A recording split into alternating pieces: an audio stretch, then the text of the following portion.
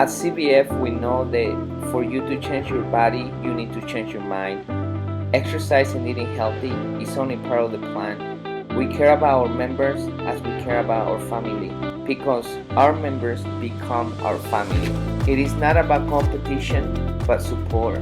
It is not about being the strongest or the fastest, but about you defeating your negative self. It is about working together and making the task challenging and have fun. By the end, what matters is not how hard the session was, but that you take control of your mind so you can take control of your body. My name is Sandro Torres, and I'm happy you are part of our family. Welcome to Custom Body Fitness.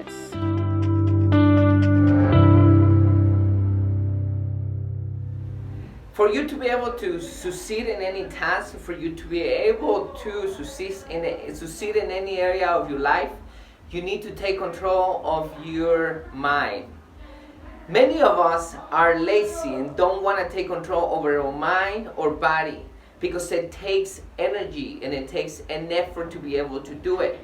But right here, I am going to give you 5 strategies that you're going to use to take over your mind and start controlling your thoughts. I know it's not something easy. This is the reason why I give you these 5 strategies. These strategies really work for me. And believe me, I used to be a mental lazy person back in the past. So before I begin disclosure these strategies, what I'm gonna do, I am gonna tell you that I started gardening a couple years ago. And I live in a place where we get a lot of snow in the winter, so we got a short period of time in the summer to do that. So I'm not an expert, but I hear and I learn a lot about weeds, bugs, and animals that come and destroy your garden, which is true. And those thoughts that you have in your head is something similar. There is weeds on your garden. There's going to be weeds every time, and you have to come and remove those weeds because they're going to take the nutrients from your plants, or they're going to kill your plants. They're going to cover the sun, and they're going to take all the energy. They're going to start killing your plants. So it's something that you have to go every weekend and start removing those weeds out of your garden. And it's funny because weeds are crazy. They're not only growing your garden, they even grow in the concrete, they grow in the asphalt, they grow everywhere. So the same with your thoughts. Your negative thoughts are gonna come out naturally. So you have to learn how to take care of those. So let me begin by telling you the first strategy. The first one is have a clear conscience. A long time ago, I used to be a completely different person, and I grew up, and the reason why I used to be a completely different person, you have to get in my shoes for 1 second. I grew up in a very dysfunctional family. My mother was the only one raising me since I was a child, and she was an alcoholic. Nobody taught me morals. Nobody taught me values. Nobody taught me responsibility. So since a kid, I started hanging out with the wrong person. So I learned how to steal. I learned how to lie. I learned how to take advantage of other people. I cheat. I did many negative things in life.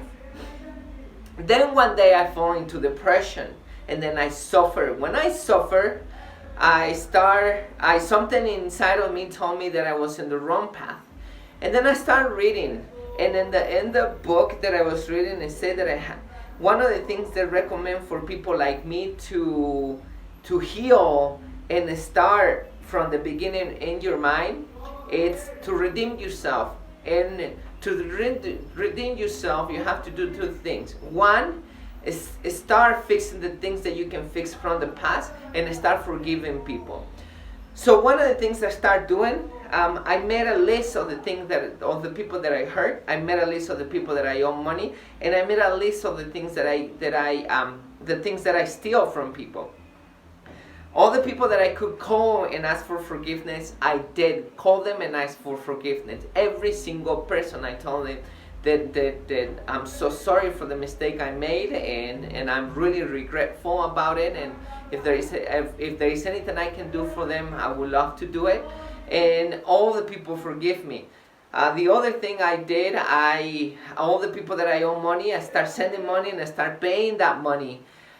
And there is people that I couldn't contact, that I didn't have their phone number, that I just don't know where they live, etc. So that money that I felt that I owe, I give it to a charity, or I give it to other people who needs that money. Another thing I did, I started returning the things that I stole and giving back to whatever store, or give again money to other charities, so on. I can't explain the feeling of relief that I got after I finished with my list, but it was so relief, and a weight off my shoulders came off. And one of the things that I noticed is that all those negative thoughts that I have about everything wrong I did in the past, they were gone. I start having control of my mind by doing that. So that's the first thing. It's very important that if you make a lot of mistakes, I know it's difficult to accept our mistakes. For example, I'm going to tell you something recently that happened. There's this real estate broker who helped me acquire a couple of apartments. Thanks to her, I got 2 apartments. And the deal is that she signed up a contract with the owner, with the past owner. And the past owner had a couple of mental problems. We closed the first apartment, and as you probably know, real estate brokers make their money by the commissions from the owner. And then I signed up the contract for the second apartment to close the second apartment a year after I closed the first one. So the guy started having a couple mental issues, and then she didn't want to do business anymore with this broker. So she said that he said that he will sell me the apartment, but this person needs to be out of the equation, otherwise she won't sell me the apartment. Anyway, he died, and the nephew got the place, and the nephew said that he really wanted to sell me the place, but he wanted to fulfill the uncle's wishes and take this real estate broker out of the question. And I wanted to acquire the place, so I say, if that's your wish, I'm gonna talk to her and get her out of the question. So we talk, and she reminded me. She said, I did my best to get those apartments. I know that X person wants to get me out of the equation, which is fine, but I think you owe me something. And I said, I'm sorry, but that's the decision of the owner, and there's absolutely nothing I can do.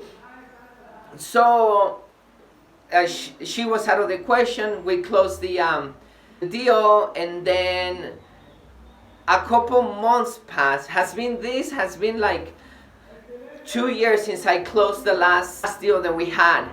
So a couple months ago, I was thinking about how blessed I am for everything I have, including those apartments. And then I think about this real estate broker, and I say, thanks to her, I got these 2 apartments.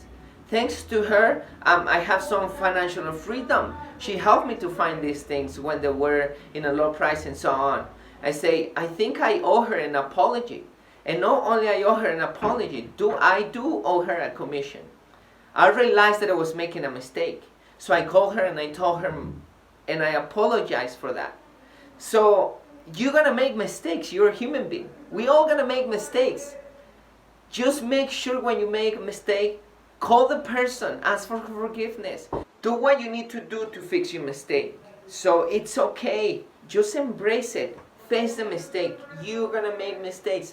I know this clearly, and I still make mistakes. So it's okay to make mistakes. Just fix them. The next strategy is forgiveness. It's something that is difficult to do for many people, but it's something that is very powerful. And it's difficult for many people, especially those that they are deeply hurt. And the reason why is because there are a lot of pain and they want revenge. I've been in your shoes. I've been in places where I want a revenge, but it's very important that you learn how to forgive. And the reason why, because it's going to give you a lot of power to control your mind. You're not doing the other person a favor. You're doing a favor to yourself. I learned how to forgive because I learned that humans being, we are selfish, and we don't take into consideration the other person when we make decisions. Now, not everybody's like that, but most people are like that. For example, I was unconsciously, back in the past, I used to make unconscious decision. I told you, I used to do all those things. I didn't care who I hurt. And that's the reason why I understand people, because now I understand when people are blind, when people are living unconsciously, they're making decisions without thinking about the consequences of their decision, what is going to happen to the other person, to the whole society, to the environment, and so on. So yes, I'm not saying that this is something that people should be doing, but that's the reality. That's what happened. We are humans. And if you are capable of hurting somebody else it's going to be capable of hurting you. So keep that in mind. When you keep that in mind, you start empathizing. And that's the reason when we start empathizing, there is many of us as well, that now when we think about and make decisions, we think about how we're going to affect the other person. So if you start forgiving people, find a way. This talk is not about forgiveness. This talk is about the 5 strategies for you to take over your mind. So I'm not going to be talking specifically about how can you forgive a person. I can give you a couple points. But I recommend you learn how to forgive people. I learned because I told you I was an unconscious person living a life hurting people, and I know there is a lot more unconscious people living a life hurting other people. So when I understand that, when I empathize, I forgive. And I do my best to wake up people so they start doing the right thing. When you start forgiving people, all the negative emotions of revenge, anger, and even when you with yourself, when you start forgiving yourself, all those negative emotions of anger, of hurting yourself, of hurting other people, they're gone. And when you do that, you start getting all those negative thoughts of your head. And when you get those negative thoughts, you start controlling your mind. So that's the second strategy. The third strategy is make your mind strong. And how you gonna do that? Very simple. Mother Teresa said that God is in silence. If you want to make your mind strong, what you want to do is give yourself time alone where you can meditate. It's very important that you give yourself time alone so you can meditate. And the reason is because once you meditate, you can find out what's in your head. If there is any negative thought, you can capture it, you can turn it around, and you can start thinking positive. Or you can start analyzing it and thinking, what are you thinking that? So that's one thing. Another thing is when you are in silence, when you are alone, it's amazing how you start getting a lot of good ideas, and all the stress that you have from your life, from your day, for whatever thing that start coming up. And that's one of the things that, for example, when your conscience it's in peace, when you have done everything to fix your past, those things don't come up anymore because you already fixed it. So the things that come up are usually good things, the things that you're doing, and the things that you're doing good. If you're doing good things, you're gonna feel more confident. So if you want to have a strong mind, start meditating. For the reasons, I'm gonna summarize it real quick again. For the reasons is, when you start meditating, you start finding out negative thoughts. You can remove those negative thoughts and change it for positive thoughts. If you start getting worried about things in life, you start wondering why you start getting worried about those things, and then you notice there is nothing to be worried about, and you start taking control of that. And the last thing is good things that you're doing pop up in your head, and you feel confident. So it's very important that you meditate to make your mind strong. And now the fourth one is know your needs and desires. Once again, This talk is not about teaching you every human need for you to strive in life. It's for you to learn this strategy. So it's very important that you learn all your needs, all your desires, something that you need to be happy. Now there is needs and there is things that you don't need. And this is a great example. Acceptance. Acceptance is a need for a human being to strive and to be healthy and to be happy. We are social beings and we need to be accepted. But we make a mistake. We don't know who we want to be accepted by, and we want to be accepted by the wrong thing.